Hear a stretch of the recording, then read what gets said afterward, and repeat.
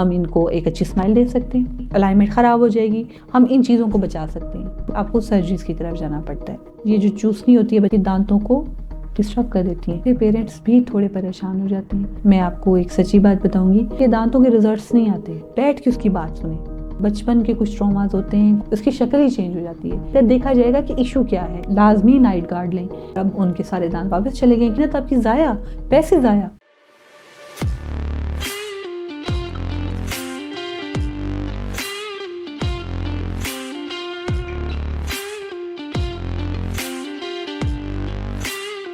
अस्सलाम वालेकुम। आज हमारे साथ मौजूद हैं डेंटल सर्जन डॉक्टर किरण हसीब साहिबा, जो किसी तारीफ की मोहताज नहीं। आज हम उनसे बात करेंगे ऑर्थोडोंटिक ट्रीटमेंट है क्या। अस्सलाम वालेकुम डॉक्टर साहब, कैसी हैं आप? ठीक है, वालेकुम सलाम, अल्हम्दुलिल्लाह मैं बिल्कुल ठीक हूँ। Thank you very much for your coming and taking your time. आज हम बात करेंगे ऑर्थोडोंटिक ट्रीटमेंट बेसिकली है क्या। हमारे नाज़रीन पूछना चाहते हैं कि क्लास 1 एंड क्लास 2 बेसिकली होती क्या है। सबसे पहले तो मैं आपको बताऊंगी कि ऑर्थोडोंटिक्स जो है वो है क्या और ये ट्रीटमेंट क्या है। इसका बेसिकली ये एक डेंटिस्ट्री की हमारी स्पेशलाइजेशन है कि जिसमें जो पेशेंट होते हैं उनका कोई भी इशू हो दांतों से रिलेटेड, जैसे कि दांत टेढ़े हैं या जॉ के इशू हैं, आपकी जॉ की वजह से आपके जो है दांत आगे लग रहे हैं, पीछे लग रहे हैं, या आपकी नैरो आर्च, तो इन सब चीज़ों को, और इसमें सर्जरीज भी आती हैं, इन सब चीज़ों को वाइड लेवल पे जो एक स्पेशलिस्ट डेंटिस्ट जिसको कवर करता है वो ऑर्थोडोंटिस्ट होता है, और जो इसकी स्टडी होती है उसको ऑर्थोडोंटिक्स कहते हैं। अब आप मुझसे जानना चाह रहे हैं कि क्लास 1, क्लास 2, क्लास 3 ये क्या चीज़ें हैं। देखिए, हम लोगों ने अपनी स्टडी के लिए और अपनी आसानी के लिए जो हमारे दांत हैं उनकी जो एक अलाइनमेंट है उनको हमने डिफरेंट ग्रुप्स में डिवाइड कर दिए। लाइक एक नॉर्मल ह्यूमन है, हम हमारे जो सबसे बड़े पीछे दाढ़े हैं ना, उससे हम एक रिलेशनशिप बनाते हैं, ठीक है। अगर तो वो रिलेशनशिप ऊपर वाला जो दांत है उसका कस्प, नीचे वाला जो मोलर का कस्प है, उनमें बिल्कुल एग्जैक्ट सही बैठ रहा है, और इसे क्लास 1 कहते हैं, ठीक है। वो रिलेशनशिप ठीक है, लेकिन आगे क्राउडिंग हो सकती है, आगे ओपन बाइट हो सकती है, लेकिन इसको हम कहते हैं कि क्लास 1 है, लेकिन आगे कोई इशू है जिसको हम सेट कर सकते हैं। दूसरी चीज़ इसमें यह है कि आपका फेशियल जो फीचर है खूबसूरत होता है, लेकिन दांतों की जो है ना अलाइनमेंट ठीक नहीं है, क्राउडिंग है, उसको आप सेट करते हैं। दूसरी जो चीज़ है वो आपके पास आ जाती है क्लास 2। अब इसी रिलेशन के साथ अगर तो वो जो मोलर है अपर आर्च का वो आगे चला जाए लोअर आर्च के मोलर से, तो पूरी आर्च बाहर आ जाएगी, आगे आ जाएगी, तो इसे आप क्लास 2 कहेंगे। इस लिहाज से अगर तो आपका जो नीचे वाला है वो आगे चला जाए मोलर से, ठीक है, और दांत नीचे वाले जॉ के बाहर आ जाएंगे, ऊपर वाले पीछे रह जाएंगे, इसे क्लास 3 कहते हैं। तो इस लिहाज से फिर हम बहुत सारी चीज़ें देख रहे होते हैं कि ये कितने मिलीमीटर हैं, ये वेदर हम इनको अर्ली स्टेज पे डिफरेंट अप्लाइंसेस दे के इनको ठीक कर सकते हैं, या फिर बड़े जब हो जाते हैं पेशेंट तो उस एज पे हमें सर्जरीज की तरफ जाना पड़ता है, या फिर दांतों की ये लेवल है कि हम दांतों को हम एडजस्टमेंट करके कि हम फ्लाज कर सकते हैं पेशेंट को डिफरेंट फीचर्स। मतलब कुछ लोग होते हैं उनके फीचर इस तरीके से होते हैं कि हम कहते हैं दाढ़ी रखें तो आपका चेहरा अच्छा लगेगा, उससे आपकी ये चीज़ छुप जाएगी। तो ये चीज़ें इस लिहाज से हम इनको देख रहे होते हैं, तो ये इस फील्ड में ये सारी चीज़ें आती हैं। क्लास 1 के जो मरीज़ होते हैं अक्सर देखा गया कि या तो उनके डिस्टेंस जो हैं वो दांतों के करीब होते हैं या उनमें डिस्टेंस ज़्यादा होता है, बिल्कुल, तो जिससे चेहरे की मुस्कुराहट पर भी काफ़ी असर पड़ सकता है। तो आप क्या एडवाइस करेंगे ऐसे मरीजों की? देखिए, सेम अभी जैसे मैंने आपको बताया कि ऐसे पेशेंट की बाइट ठीक होगी, खाने पीने में इश्यूज़ नहीं होंगे, ठीक है, लेकिन आगे के दांत उनकी इस तरह की कुछ अलाइनमेंट इस तरह से होंगे कि जब वो मुस्कुराएंगे तो वो उन्हें अच्छी नहीं लगती।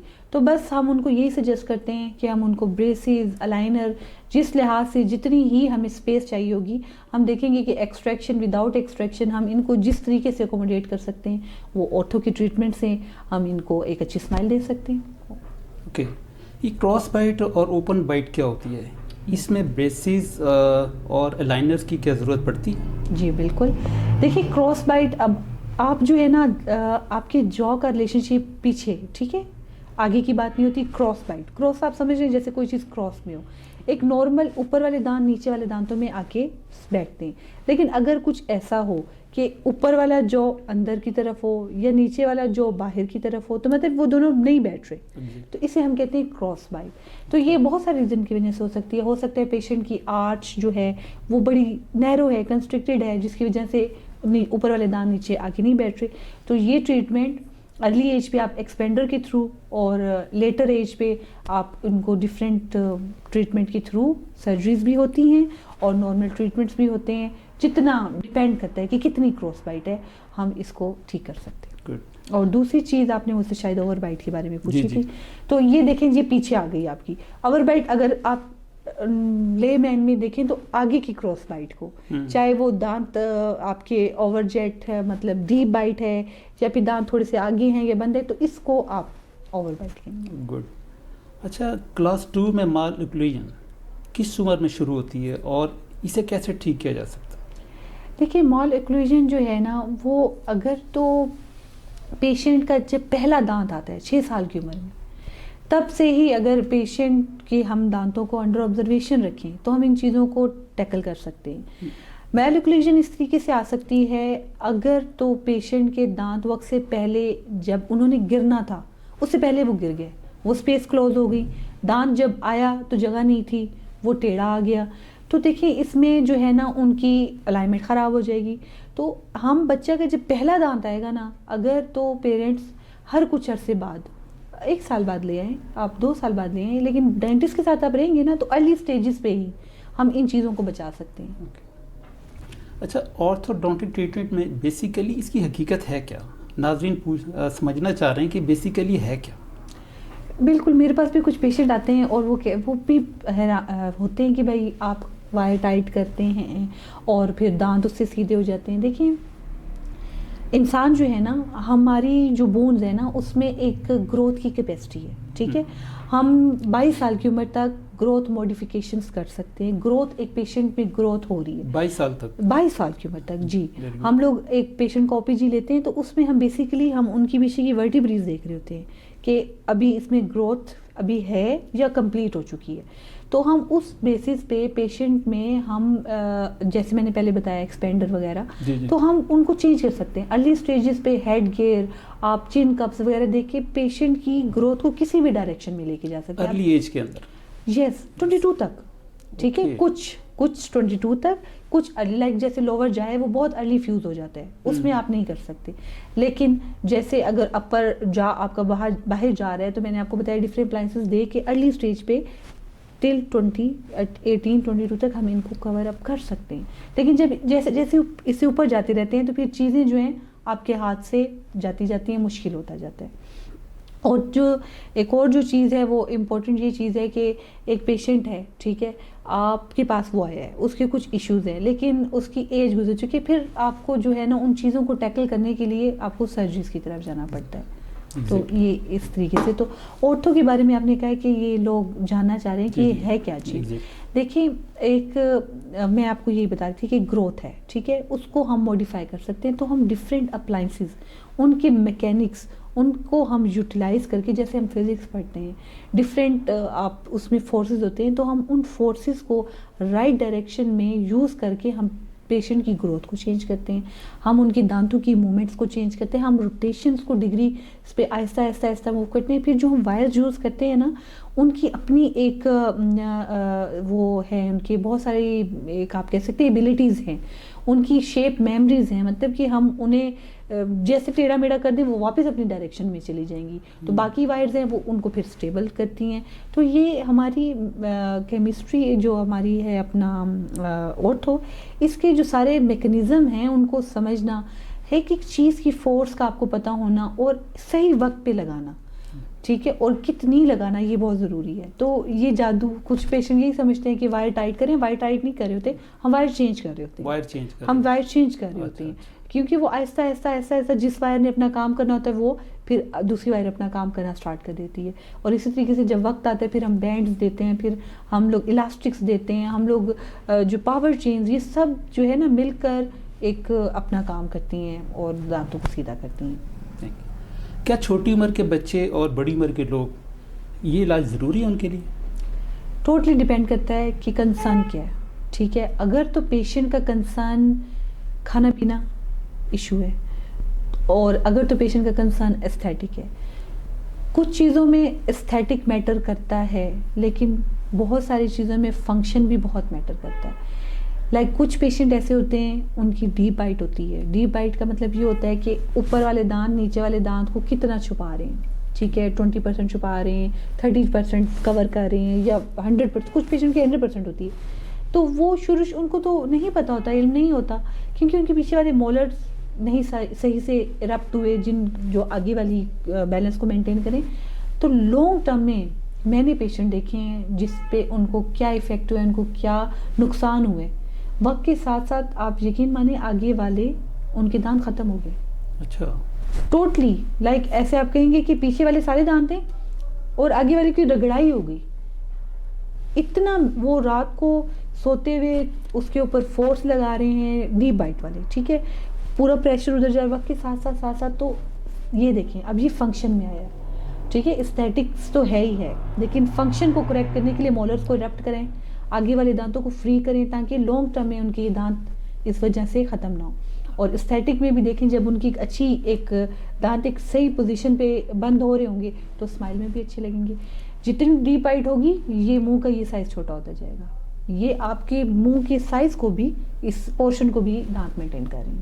अच्छा, इस पोर्शन को आपके दांत मेंटेन करें। अगर मैं आपके दांत ना हो किसी के तो ये चीज़ अंदर चली जाएगी, होंठ अंदर चले जाएंगे, तो ये कुछ चीज़। अच्छा, अक्सर जो हमारी इन्फॉर्मेशन में लोगों के होता है कि ये जो दांत ख़राब हो गए शायद शुगर की वजह से, क्या ऐसा कोई इशू होता है या ये होता है? देखिए अब इसमें क्या चीज़ें आ जाती हैं, इसमें आप एक शुगर की एग्जांपल दी है, मैं आपको एज अ होल बहुत सारे एग्जांपल दूंगी। शुगर का तो ये कंसर्न है कि छोटे बच्चे अगर रात को मुंह में दूध का फीडर लेके सो जाते हैं, या फिर वैसे भी दिन में कुछ भी कंज्यूम करते हैं, वो जो स्टिक रहा वो तो डिके करेगा, वो दांतों को टेढ़ा नहीं करेगा। टेढ़ा क्या करेगा? बच्चा हर वक्त फीडर पी रहा है, हर वक्त उसने मुंह में पेसिफायर, ये जो चूसनी होती है बच्चों ने लिए, हर वक्त मुंह में डाली हुई है, ये थंब हर वक्त वो सक कर रहा है, या जुबान हर वक्त दांतों को लगा रहा है छोटी एज में, या तो रात को मुंह खोल के सोता है, उसको नाक का कोई इशू है, तो ये सारी चीज़ें आपके दांतों को डिस्टर्ब कर देती हैं। ये सब चीज़ें क्लोज ऑब्जर्वेशन करना ज़रूरी है पेरेंट्स को, कि वो देखें बच्चों का क्या कंसर्न है। तो कुछ बच्चों की तो अगर पैलेट बहुत ज़्यादा डीप होती है तो उनको नोज़ के इश्यूज भी स्टार्ट हो जाते हैं। तो ये सब चीज़ें अर्ली एज पे ही स्टार्ट हो जाती हैं। तो हम हैबिट्स ब्रेक की भी अप्लाइंसेस देते हैं ताकि बच्चों की हैबिट ख़त्म हो और उनके दांत सीधे हों। हर चीज़ मैं आपको कह रही हूँ पॉसिबल है, लेकिन अगर एक पेशेंट अपना मसला लेकर आएगा हमारे पास तो। राइट। अच्छा, ब्रेसेस एंड वर्सेस अलाइनर्स की बात करें तो कौन सा बेहतर है इसमें? देखिए सर, जो ब्रेसेस है ना वो बहुत उसकी वास्ट है, ठीक है, उसकी जो अप्रोच है बहुत वास्ट है। वो हर केस को, अगर आपकी बोन, आपकी गम्स अच्छी है, आपके दांत स्ट्रॉन्ग है, तो वो बहुत वास्ट वैरायटी को जो है कवर अप करता है। अलाइनर्स की इस लिहाज से कुछ लिमिटेशन हैं, लाइक इसमें बहुत ज़्यादा क्राउडेड दांत हों तो उसमें हम अलाइनर्स के साथ नहीं जा सकते। तो अलाइनर्स जो है उसकी कुछ लिमिटेशन है, लेकिन ब्रेसेस की लिमिटेशन ही है, वो तकरीबन हर किस्म की केस को कवर कर लेता है। तो अलाइनर्स में ये है कि कुछ हद तक आप क्राउडिंग को और बाकी जो ओपन बाइट हो, डीप बाइट हो, आपकी ओवरजेक्ट हो, उनको अलाइनर जो है ना इजीली कंट्रोल कर लेता है। अच्छा, जिन बच्चों की छोटी उम्र में दांत खराब हो जाते हैं और माँ बाप उन पर तवज्जो नहीं देते, तो आप क्या एडवाइस करती हैं ऐसे पेरेंट्स के लिए? पहले तो पेरेंट्स नहीं करते हैं इस पे, लेकिन जब बच्चा बिल्कुल खाना पीना छोड़ देता है फिर पेरेंट्स भी थोड़े परेशान हो जाते हैं। मैं तो ये अपने देखने वाले जो मुझे इस वक्त देख रहे हैं, मैं उनको ये सजेस्ट करूँगी कि पहले दिन से, जब फर्स्ट उनका एक दूध का दांत बच्चे का 6 मंथ्स की एज में निकल आता है ना, तब से उसकी ही ब्रशिंग, मतलब फिंगर से आप बच्चों का छोटा टूथपेस्ट लें, बेबीज़ का टूथपेस्ट अलग होता है, उसकी सफाई स्टार्ट करें 6 मंथ्स में। यस, ये तो हम अवेयरनेस ही नहीं है, पेरेंट्स को इसके बारे में कुछ भी नहीं पता रियली। ये बात है, पहला दांत जब आ जाता है तब से ज़रूरी है कि आप उसकी जो है सफाई करना स्टार्ट कर दें। पेरेंट्स को नहीं पता होता, इस वजह से ये इश्यूज आते हैं। अच्छा, मरीज़ कितनी बाकायदगी से आपकी जो हिदायत होती हैं डॉक्टर्स की उस पर अमल करते हैं, तो इसके बारे में आप क्या कहना चाहेंगे? जिस जगह पर मेरा क्लिनिक है वहाँ पर लोग एजुकेटेड हैं, मैं आपको एक सच्ची बात बताऊंगी, और वो सुनते भी हैं बात को और बड़े अच्छे तरीके से फॉलो भी करते हैं। मतलब अगर मैं आपको ये कहूँ 100 में से मैं आपको 30% अपने पेशेंट्स की गारंटी दे सकती हूँ। और जब वो करते हैं तो जब वो नेक्स्ट टाइम आते हैं तो मैं भी उनसे पूछ रही होती हूँ कि आपने क्या किया। जैसे आप उनको रिटेनर्स पहनना और रबर बैंड्स का इस्तेमाल बताती हैं तो उसके ऊपर वो आपको फॉलो करते हैं आपकी इंस्ट्रक्शन? बिल्कुल बिल्कुल, अगर आप ऑर्थो की एज अ होल स्पेसिफिकली सिर्फ ऑर्थो के ऊपर करें तो अगर बच्चे इनको फॉलो नहीं करेंगे तो उनके दांतों के रिजल्ट्स नहीं आते, ठीक है। तो इस चीज़ों में जो है ना, एक्चुअली में ना इस एज में ना 2 कैटेगरीज आ जाती हैं। एक कैटेगरी वो आती है जो पेरेंट्स लेकर आए हैं बच्चे, वो चाहते हैं मेरे बच्चों के दांत सीधे हो जाएं, ठीक है, उनको कंसर्न्स हैं। दूसरी कैटेगरी आ जाती है, एक एडल्ट है जो खुद अब उसने अर्निंग स्टार्ट किया और वो चाहता है कि मेरी अब लुक अच्छी हो जाए। तो जो खुद आया है वो तो 100% फॉलो करेगा, क्योंकि वो आया इस वजह से, उसके जहन में एक चीज़ थी कि मैंने इसको सूनर लेटर करवाना है, ठीक, तो वो करवाता है। दूसरे जो बेबीज़ को पेरेंट्स लेके आते हैं तो वो लुक वो रखते हैं नज़र कि डॉक्टर ने ये चीज़ कहा है तो हम करेंगे। आप इसमें ये कह सकते हैं कि 100 में से 10% ऐसे होंगे नोटी, ज़्यादातर बॉयज़ जो कि नहीं फॉलो करते वो। अच्छा। आपको पता है बच्चे लाडले होते हैं, लेकिन लड़कियां जो है ना वो 100% वो फॉलो करती हैं। अच्छा, छोटी उम्र के बच्चे और बड़ी उम्र के लोगों का जो इलाज है इसमें क्या फ़र्क है और आपको किस तरह के चैलेंजेस का सामना करना पड़ता है? अगर तो एक बहुत ही छोटा बच्चा ले आए हैं और वो अगर पेरेंट्स की भी बात नहीं माने तो आपको इशू फॉलो करना पड़ते हैं। लेकिन उन केसेस में जब अगर आपने उनको कोई रिमूवेबल अप्लाइंसेस दे दी जो उतर सकती है, अगर आप फिक्स कर देंगे फिर बच्चा बहुत अच्छा फॉलो करता है, छोटा बच्चा। सेम वही बात आ जाती है कि ये डिपेंड करता है कि कौन कितनी चाह से आया है। बड़े तो आते हैं तो वो तो ज़रूर फॉलो करते हैं, छोटे बच्चे की पेरेंट्स पे होती है। और बीच में एक ग्रुप ऐसा भी है जो कि थोड़ा बड़ा भी है, यूनिवर्सिटी लेवल का है, वो सबसे ख़राब ग्रुप है, मैं आपको बताऊं।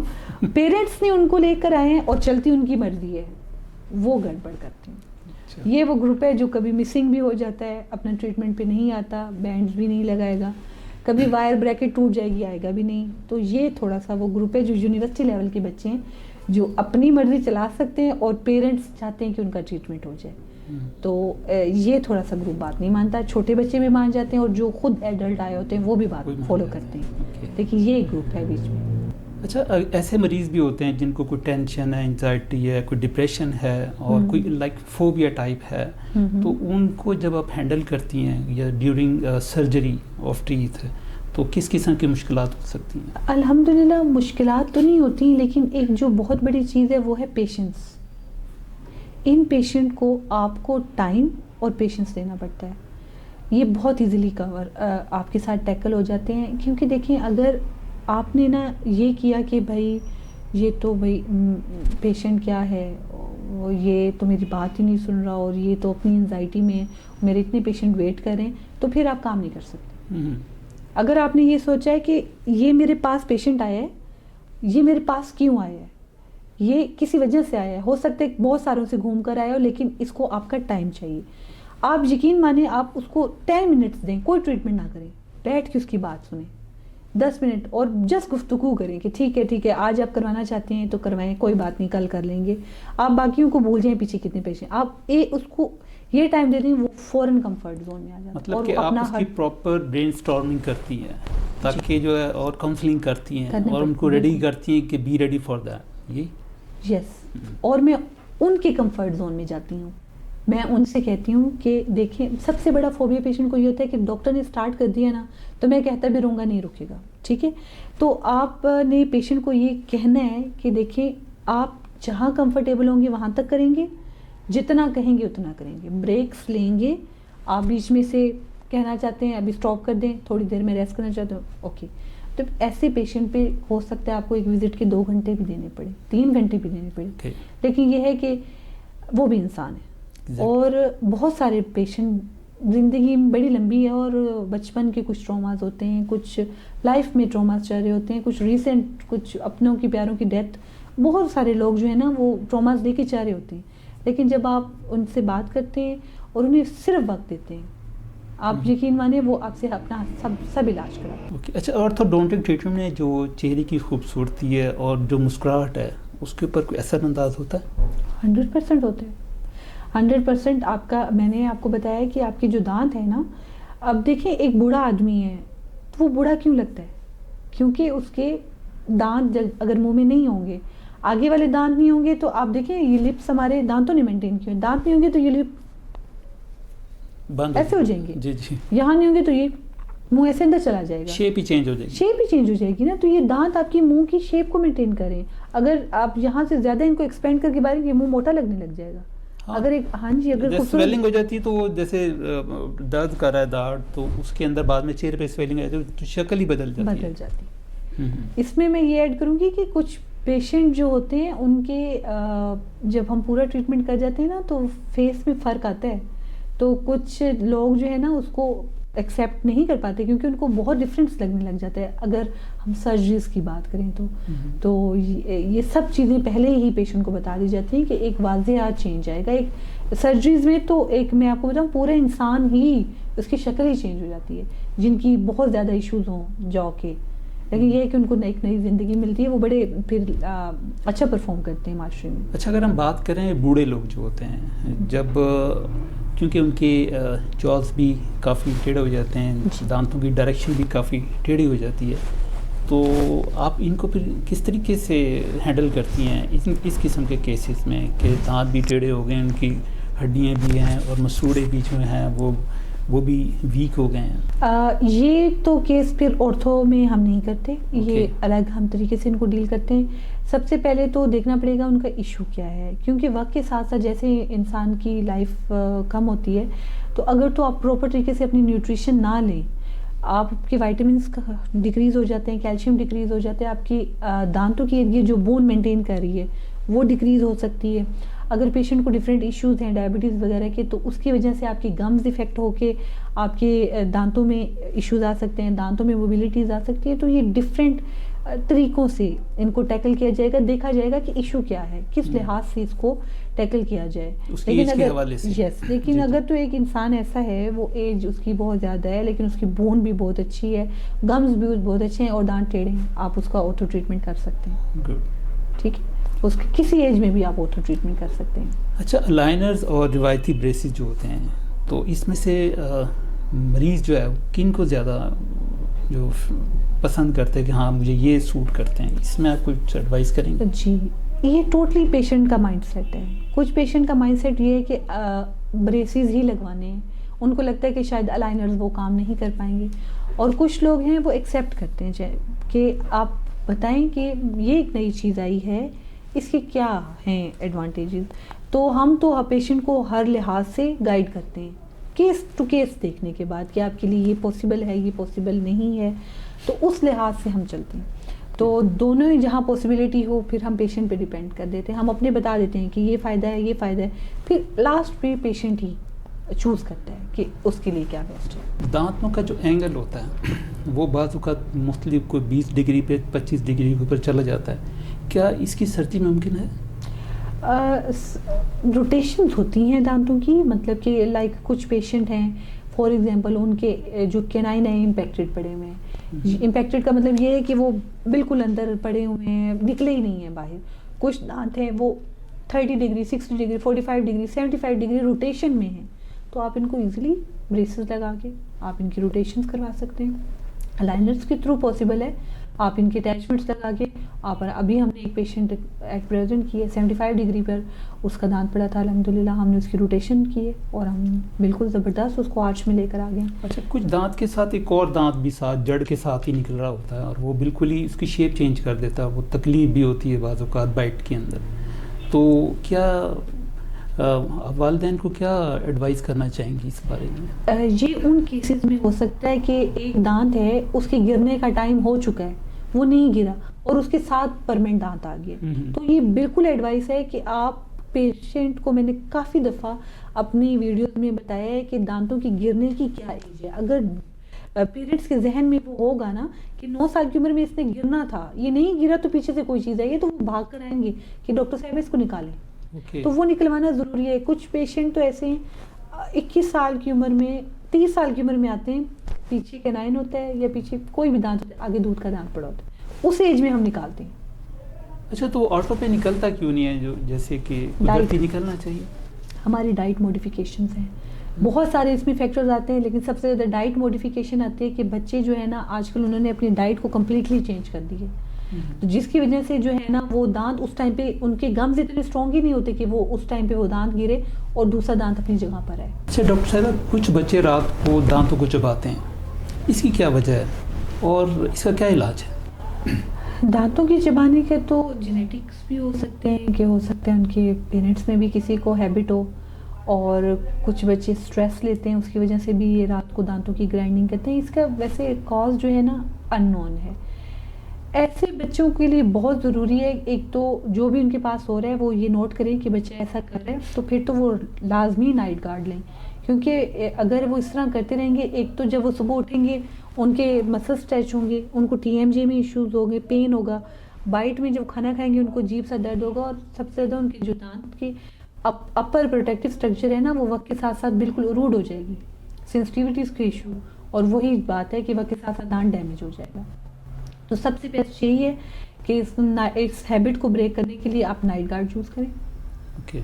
अच्छा, रिटेनर्स कितनी किस्म के होते हैं और क्या मरीज इनसे वाकिफ़ होते हैं? जी, हम उनको बिल्कुल गाइड करते हैं जो हमारे पास आते हैं, और आजकल तो कुछ बच्चे बहुत अच्छे होते हैं, वो अपना होमवर्क करके आते हैं, वो डिटेल पढ़ कर आते हैं कि मैंने क्या कराना है और क्या क्या चीज़ें वो आपसे पूछते भी हैं। तो रिटेनर्स जो हैं वो काफ़ी टाइप्स के हैं, जिसमें से एक आपका ट्रांसपेरेंट रिटेनर आ जाता है, लाइक अलाइनर्स की तरह की शीट होती है, मतलब उस अलाइनर्स की तरह की इसलिए कह रही हूँ, मटेरियल डिफरेंट होता है क्योंकि इसकी अपनी कैपेसिटी होती है कि इसने दांतों को वहाँ पे रिटेन रखना है।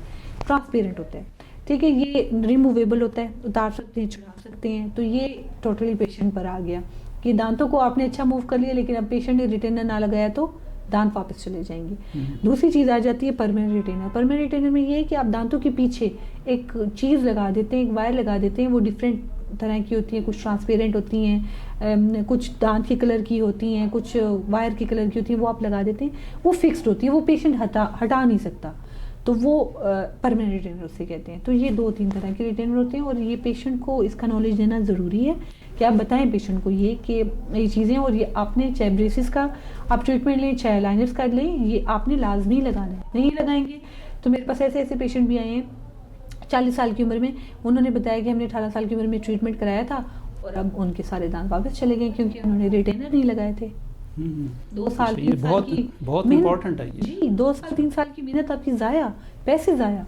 अच्छा, ऑर्थोडोंटिक ट्रीटमेंट के बाद बच्चों में जो है बाज़ औक़ात उनकी स्पीच के अंदर मसला आ जाता है, उस तरीके से उस फ्लुएंसी के साथ नहीं बोल पाते, या आप क्या कोई स्पीच थेरेपी एडवाइस करेंगी, या क्या इसकी क्या कोई ट्रीटमेंट है? नहीं, ऐसे कोई इशू नहीं आता। हाँ, ये होता है कि जब हम उनको अलाइनर्स लगाते हैं तो क्योंकि एक चीज़ आपने लगा दी है, तो हम उनको ये गाइड कर देते हैं कि फ़र्स्ट आपको कुछ दिन जो है ना ज़ुबान भी थोड़ी सी आपसे बोलने में इशू होगा और थोड़ी थूक भी ज़्यादा आएगी, सलाइवा लाइक। तो लेकिन वक्त के साथ साथ वो बिल्कुल अपने आप को इस चीज़ के साथ अडॉप्ट कर लेते हैं और वो इजी हो जाते हैं। और ब्रेसेस में खाने पीने में इशू होता है, लेकिन आपको बोलने में इशू नहीं आता। ओके। अच्छा, क्लिफ्ट लिप के बारे में कुछ रोशनी डालिएगा। अगर ये मैं आप जब इंसान पैदा होता है, ठीक है, जब वो बन रहा होता है उस दौरान अगर कोई ऐसा इश्यू आ जाए कि आपके ये जो होंठ हैं ये सही तरीके से ना बन सकें, या जो सॉफ्ट ऊपर वाला जो आपका पैलेट है, ठीक है, ये जो है सही तरीके से बंद ना हो सके, तो इसके दरमियान में एक खला रह जाती है, एक गैप रह जाता है। तो अगर तो ये आपके होंठों से होके हल्का सा नाक की तरफ जा रहा हो तो इसे क्लेफ्ट लिप कहते हैं होंठ का, और अगर यही आपके पैलेट में हो तो इसे आप क्लेफ्ट पैलेट कहते हैं। तो इसकी सर्जरीज पॉसिबल हैं, इनकी इजीली सर्जरीज हो जाती हैं, और ये बहुत ज़रूरी है, ये पेशेंट को इसका नॉलेज होना ज़रूरी है। वो देखते हैं परेशान हो जाते हैं क्योंकि बच्चे की शक्ल ही एक अजीब सी फील होती है, लेकिन सर्जरीज पॉसिबल है, सर्जरीज के थ्रू इनको हम बंद कर सकते हैं। वही बात है कि आपको मैंने बताया था ग्रोथ मॉडिफिकेशन हम कर सकते हैं। तो चेहरे की खूबसूरती पर भी असरअंदाज हो सकते हैं अगर आप इनको क्लोज नहीं कराएंगे। तो जब क्लोज हो जाते हैं तो आजकल तो इतने अच्छे अच्छे स्टिचेस आए हुए हैं कि आपकी जो स्कार होते हैं ना सर्जरी का, वो भी नहीं रहता, पता भी नहीं चलता कि इनके साथ कोई ऐसा मसला था और उसे टैकल किया गया। अच्छा, ग़िज़ा का ऑर्थोडोंटिक ट्रीटमेंट पर क्या असरअंदाज हो सकता है? जैसे आजकल सिट्रिक फूड्स आ गए हैं और साथ साथ चिंगम, स्वीट्स और ये सारे जो हैं, ये क्या असरअंदाज हो सकते हैं? ये जो सिट्रिस और ये जो शुगरी चीज़ें, ये तो आपको ऑर्थो से ज़्यादा कैविटीज़ वगैरह कॉज करेंगी, लेकिन अगर आप डाइट को एक ऑर्थो ट्रीटमेंट के साथ लेने के जाना चाहते हैं तो वो इस तरीके से कोरिलेशन होगी इसकी कि अगर तो बचपन से ही बच्चे की डाइट ऐसी है कि वो ज़्यादा दूध पर है और कुछ दूसरी चीज़ नहीं खा रहा और मुसलसल वो जस्ट फीडर ही ले रहा है, तो उसका पहले डीप हो जाएगा, उसके दांत नैरो हो जाएंगे, दांतों के इशू आ जाएंगे। जब वो कोई हार्ड चीज़ नहीं खाएगा, एप्पल कैरेट वगैरह नहीं खाएगा, वक्त पर उसके दांत नहीं गिरेंगे, दूसरे दांत टेढ़े आएंगे। तो ये इशू जो है ना आप डाइट के साथ कर सकते हैं। पेशेंट को एक तो वक्त पे पेशेंट को ये फीडर वगैरह ख़त्म करा देनी चाहिए, पेसिफायर्स नहीं देने चाहिए। अगर पेसिफायर्स देने भी हैं तो वो दें जो आपके पैलेट की शेप के हैं, ताकि बच्चों को पैलेट पे या फिर दांतों पे इशू ना आए। थंब सकिंग की हैबिट ना बच्चों को दिलाएं, बच्चों को एप्पल वगैरह दें, बच्चों के कि वो खुद बाइट करें। बाइट करेंगे तो जिस दांत ने गिरना है वो गिर जाएगा, क्योंकि जैसे जैसे आपका परमानेंट दांत आता है ना, जो आपका प्राइमरी और जो आपकी मिल्क टूथ होता है उसकी रूट एब्जॉर्ब होती रहती है, ऊपर जस्ट एक क्राउन खड़ा होता है। वो जैसे आप हार्ड चीज़ खाते हैं वो गिर जाता है और दूसरा दांत अपनी जगह पे आ जाता है। कुछ बच्चों के दांत तो गिर जाते हैं लेकिन परमानेंट नहीं निकलते, क्योंकि वो बच्चा डर के खाते नहीं है, वो इस साइड से खा रहा होता है इस साइड से, तो वो गम्स उसके जो है ना वो इरप्ट ही नहीं होते, दांत निकलता ही नहीं है। इस लिहाज से आप अपनी डाइट को मॉडिफाई कर सकते हैं। जो लिंगुअल ब्रेसेस होते हैं इसके इस्तेमाल पे आप क्या कहना चाहिए? देखिए, लिंगुअल ब्रेसेस पेशेंट की चॉइस है, लेकिन उसको बहुत अच्छे तरीके से अलाइनर्स जो है रिप्लेस कर सकते हैं। लिंगुअल ब्रेसेस का बेसिक इशू यही है कि रीज़न लगवाने का यही है कि पेशेंट एस्थेटिक, वो नहीं चाहता कि उसके मुंह पे जो है ना वो दांतों के ऊपर वो सिल्वर कलर की ब्रैकेट्स जो हैं वो नज़र आए, तो वो उसको सिरेमिक ब्रेसेस के साथ भी रिप्लेस कर सकता है और बेस्ट अलाइनर्स हैं वो अलाइनर्स के साथ भी रिप्लेस कर सकता है। अदरवाइज़ ये भी पॉसिबल है, लेकिन अगर किसी पेशेंट की यही चॉइस है वो इसके साथ जा सकता है। लेकिन ये एक ट्रिकी है, ये ज़ुबान को हर्ट कर सकता है, बार बार ज़ुबान उधर लगेगी और इसमें थोड़ा बोलने में इशू आता है पेशेंट को। लिंगुअल ब्रेसेस में जब वो एक चीज़ लगी होगी वो बोलेगा तो उसको थोड़ा सा शुरू में बोलने में इशू आता है। अच्छा, कुछ दांत बच्चों के वक्त पे निकल आते हैं, कुछ बाद में निकलते हैं, और क्या वालिदैन जो है वो टाइमली डॉक्टर के पास उनको लेके जाते हैं या देर कर देते हैं, जिसकी वजह से आप वालिदैन को कहते हैं कि आपने देर कर दिया? इसमें क्या कहती हैं? इसमें डिफरेंट ग्रुप्स ऑफ पेरेंट्स हैं। कुछ पेरेंट्स बहुत ज़्यादा अपने बच्चों के बारे में कंसर्न होते हैं और वो छोटे, मतलब आप कह सकते हैं बहुत ही छोटी उम्र में बच्चों का रेगुलर चेकअप स्टार्ट करा देते हैं। तो ऐसे पेरेंट्स के साथ तो ये होता है कि उनके बच्चे जब थोड़े बड़े होते हैं तो उनकी बहुत अच्छी स्माइल होती है, कोई इशू नहीं होता। अब शुरू में ही बच्चों के वो आके फीलिंग्स करा लेते हैं, तो ऐसे बच्चों को इशू नहीं आते। लेकिन कुछ पेरेंट्स होते हैं शायद उनको खुद नॉलेज नहीं होता, तो ऐसे पेरेंट्स और बच्चों को इशू होता है, फिर उनको ब्रेसेस, लेकिन जैसे उनको नॉलेज आता है तो वो फिर आ जाती है। इसमें भी वो चीज़ मैटर करती है कि आप, एक तो दो चीज़ें आ जाती हैं, एक तो पेरेंट्स का नॉलेज है और एक पेरेंट्स जा कहाँ रहे हैं। अगर तो वो एक ऐसे कंसर्न डॉक्टर के पास जा रहे हैं कि उन्होंने ही गाइड नहीं किया, तो इसमें फिर पेशेंट का कसूर नहीं है। तो एक हर डॉक्टर की भी ये रिस्पॉन्सिबिलिटी है कि जो भी पेशेंट आता है सिर्फ उस कंसर्न को तो देखें, लेकिन एज अ होल बाकी चीज़ों को भी देखें और पेशेंट को बताएं कि ये इश्यूज़ में इशू आ सकते हैं, आप करवाना चाहे ना कराएं आपकी मर्ज़ी है, लेकिन ये जो इश्यूज़ ऐसे हम कवर अप अभी कर सकते हैं, बाद में ऐसे कवर अप कर सकते हैं। तो इस लिहाज से आप अवेयरनेस दे सकते हैं। अगर शुगर के पेशेंट्स एक सवाल करते हैं कि ड्यूरिंग सर्जरी ऑफ टीथ कि उनकी शुगर लेवल कितना होना चाहिए, या उनका HbA1c अगर वो नॉर्मल रेंज के अंदर नहीं है तो क्या आप ऐसे सर्जरी करते हैं ऐसे मरीज़ों की, या उनको फिर थोड़ा सा ट्रीटमेंट के बाद कि आप आएँ अपने लेवल्स ठीक करके फिर आएँ? इसके बारे में क्या कहना चाहिए? एक्चुअली में ना जो शुगर के पेशेंट है ना उनकी दो तरह के टेस्ट हैं। एक तो आपकी रैंडम शुगर है, एक फास्टिंग शुगर है। ये तो आपको फ़ौरन सडन रिजल्ट दे देंगे कि रैंडम आप गए, आपने चेक करा आपकी शुगर लेवल, ब्लड में शुगर कितनी है। एक आपने फास्टिंग सुबह नाश्ता नहीं किया, आप चले गए और आपने चेक किया कि मेरी शुगर कितनी रह रही है। ये चीज़ें तो आपको ना मतलब एक महीने के या आजकल के बता देंगी। लेकिन अगर आप ये जानना चाह रहे हैं कि पिछले पूरे साल में मेरी शुगर का क्या एक स्टैंडर्ड है, तो उसमें हम ये टेस्ट करवाते हैं HbA1c।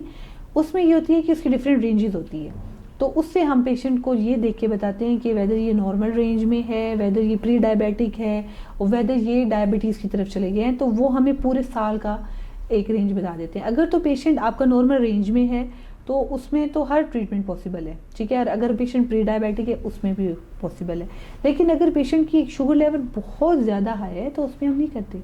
हम उन्हें गाइड करते हैं कि पहले आप अपनी शुगर को मेंटेन करें, क्योंकि एक अजाब से निकाल के हम उनको दूसरे अजाब में नहीं डाल सकते। हमने उनकी निकाल दिया दांत और उसके बाद उनकी हीलिंग ही नहीं हो रही, वो बेचारे तकलीफ़ में आ जाते हैं। तो शुगर मेंटेन करना मुश्किल नहीं है। अपनी मेडिसिन देकर देखिए शुगर के पेशेंट की सर्जरीज भी तो होती हैं, तो शुगर को मेंटेन किया जाता है, चाहे इंसुलिन दी जाए, ताकि हम उनकी बॉडी को एक आइडियल बना के हम वो प्रोसीजर कर सकें। तो इस लिहाज से हम चलते हैं। अच्छा, हमारे मुल्क के वो पसमानदा इलाके जो कि दूर दराज हैं, जहाँ पे ऑर्थोडोंटिक ट्रीटमेंट की अवेयरनेस नहीं है, तो वो जब पेशेंट्स आपके पास वो क्या करें? वो आपके कहाँ पे, ज़ाहिर है उनको तो वो फैसिलिटी अवेलेबल नहीं है, तो उनके लिए आप क्या एडवाइस करेंगे? उनके लिए दो तरीके हैं। एक तो ये है कैंप, आप कैंप्स लगाएं, आप डिफरेंट एरियाज़ में जाएं, आप लाजमी कैंप्स लगाएं, आप स्कूलों में जाएं, गवर्नमेंट स्कूलों में जाएं, बच्चों का चेकअप करें, फ्री डेंटल आप कैंपस लगाएं। इसके अलावा जिस एरियाज़ में ये लोग हैं वहाँ की आप केबल के थ्रू या वहाँ की डिजिटल मीडिया के थ्रू आप उनको अवेयरनेस दें। आजकल तो मेरे ख्याल से मोबाइल हर एक के पास है, तो आप मोबाइल के थ्रू उनको टारगेट करें, वीडियोस बना के, ताकि आप हो सकते कभी ना कभी बोल के कभी ना कभी आपका जो पैगाम है उस तक चला जाए। लेकिन ये ज़रूरी है कि किसी ना किसी तरीके से, आज हैं हमारे मुल्क में भी इतने ऐसे एरियाज हैं। ये जो आप काविश है जो आप कर रही हैं, शायद ये हमारा प्रोग्राम वो सुन रहे हों तो उनके लिए तो एक बहुत बड़ी बात होगी। हम दुआ करते हैं कि ऐसा हो इंशाल्लाह, और होगा। तो ये है कि इस तरीके इन मीडियाज़ के थ्रू और जाना उनके पास, क्योंकि कुछ एरियाज ऐसे भी हैं वो लोग एक्सेप्ट भी नहीं करते इन चीज़ों को। तो अवेयरनेस आहिस्ता अवेयरनेस दे के आप जो है गाइड कर सकते हैं। और ये भी एक चीज़ है कि अगर वो अपने, क्योंकि बुखार वगैरह तो सबको होता है, अगर वो अपने डॉक्टर के पास जाते हैं, डॉक्टर भी एक हल्का सा मुआयना करके उनके जहन में डाल दे कि ये भी चीज़ है, उस थ्रू से भी हम उनमें ये अवेयरनेस दे सकते हैं, क्योंकि डॉक्टर के पास तो ज़रूर जाता है इंसान। अच्छा, जदीद दौर के हवाले से बात करें जिसमें 3D आ गई है, प्रिंटिंग आ गई है, स्कैनिंग आ गई है और डिजिटल स्कैनिंग आ गई है, ये टेक्नोलॉजीज़ मुतारिफ़ हो चुकी हैं, तो ये मरीज़ पेशेंट्स के लिए कितनी बेहतर हैं और इसमें आप क्या देखती हैं इसके बारे में? देखिए, जैसे जैसे ज़िंदगी में आसानियाँ आ रही हैं और इतनी ज़्यादा तरक्की हो रही है और इतनी ज़्यादा चीज़ें जो ये हमारी आसानियों के लिए। पहले देखिए, आपने अलाइनर्स बनाने हैं फॉर एग्जांपल, आप पहले उसका मोल्ड लें पट्टी में, फिर आप अपनी कंपनी को उसको भिजवाएं, फिर वो उसके डिफरेंट बाय हैंड उसके मोल्ड बनाएं, फिर उसके ऊपर वो आपके अलाइनर, एक टाइम। अब क्या है, आपने स्कैन लिया, इधर से ही आपने उनके कंप्यूटर पे सेंड कर दिया, कॉस्ट बच गई, आपका टाइम बच गया, ट्रांसपोर्ट बच गई, उधर से उन्होंने बनाया, उन्होंने आपको भेज दिया। 3D, हर चीज़ 3D है। कैड कैम में डाला, मॉडल बनाया, उधर ही मशीन आई, उसने उसको बना दिया। मैनुअल से 3D में आपका टाइम बच रहा है। तो ये चीज़ें डेंटिस्ट्री में तो बहुत फ़ायदेमंद हैं। अच्छा, ऑर्थोडोंटिक ट्रीटमेंट के बारे में कहा जाता है कि ये मरीज़ के जो अखराजात हैं ये उससे ऊपर हैं, बहुत ज़्यादा है, उसकी पहुंच से दूर है, तो क्या कहना चाहेंगी इस बारे में? इतना भी नहीं है, इंस्टॉलमेंट्स भी होती हैं, और अगर आपसे कोई बात करे तो आप उसके साथ बात करके अफोर्डिंग उनके लिए बना सकते हैं, अफोर्डेबल आप करवा सकते हैं उनको। है कुछ हद तक ये महंगा ट्रीटमेंट है, लेकिन यही बात है कि अगर आप देना चाहें तो आप सबको ट्रीटमेंट दे सकते हैं। अच्छा, जॉ सर्जरी जो है, जबड़े की जो सर्जरी है, इसमें किन मुश्किलात का सामना करना पड़ता है पेशेंट को आफ्टर रिजल्ट? अच्छा, कुछ पेरेंट्स नहीं एक्सेप्ट कर पाते, उनको लगता नहीं हमारे ये बच्चे हैं, बच्चे तो खुश होते हैं, उनको वो रिक्वायरमेंट मिल जाती है। तो no doubt it's a big surgery.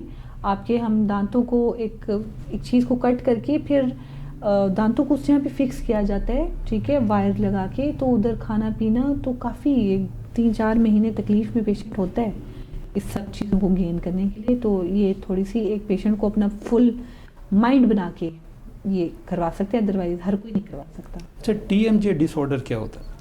TMJ disorder का ये मतलब है कि ये जो जगह है ना, ये जो आपका मैंडिबल आ रहा है यहाँ पर, लाइक देखिए जैसे ये मेरा एल्बो है, ये किसी जगह पर है ना, या फिर आपकी ये जगह, ये एक सॉकेट है उसके अंदर है।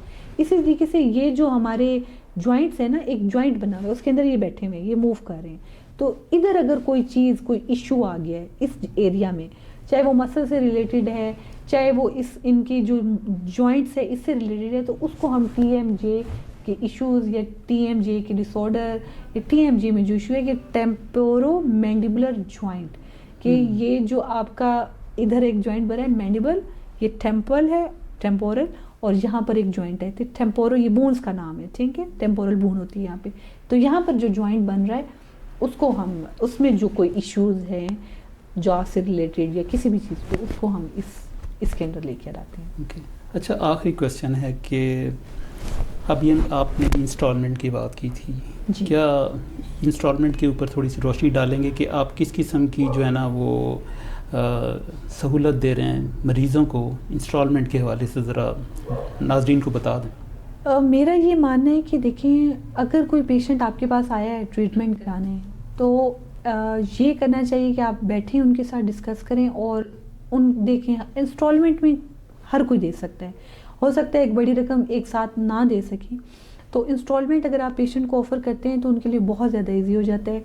वो कुछ अमाउंट देकर अपना ट्रीटमेंट स्टार्ट करा देता है और वो इजी हो जाता है, और फिर वो आपको थोड़ा थोड़ा करके वो पेमेंट पूरी कर देता है। कंपनीज़, जिन कंपनी से आप चीज़ें बना रहे हैं, उनसे भी आपको ये रिक्वेस्ट करनी चाहिए कि हमें एक अच्छा पैकेज दें ताकि हम अपने पेशेंट को वो दे सकें, और डॉक्टर को ख़ुद भी अपने ओन पे भी जितना हो सके डिस्काउंट, जितना अफोर्ड कर सकता है डॉक्टर, क्योंकि डेंटिस्ट्री की चीज़ें इटसेल्फ भी काफ़ी महंगी हैं, तो जितना हो सके देना चाहिए। जी डॉक्टर किरण, आपका बहुत बहुत शुक्रिया, आपने अपने कीमती वक्त में से टाइम दिया, और जो अवेयरनेस आज के इस पॉडकास्ट से हुई है, उम्मीद करते हैं कि हमारे हाज़रीन नाज़रीन जो हैं वो इसको सुन रहे हैं तो उन्हें इससे फ़ायदा होगा। Thank you very much for coming. Thank you so much.